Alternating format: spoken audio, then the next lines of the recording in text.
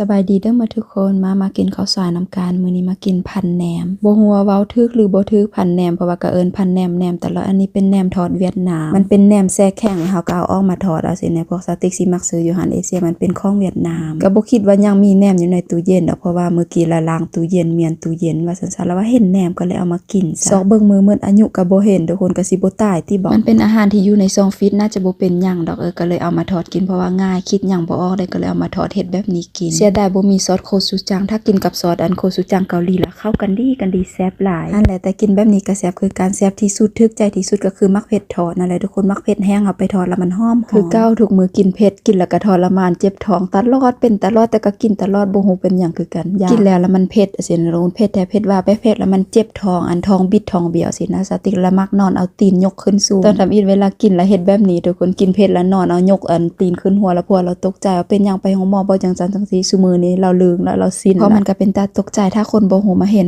เขาบ่เคยกินเผ็ดแล้วเขาบ่เข้าใจว่ามันเป็นจังได๋เพราะเวลามันเผ็ดแล้วเฮาเว้าก็บ่ได้สินะคนเวลาเว้าก็ใจหายสิบ่เว้าหยังมีแต่เอายกตีนขึ้นฟ้า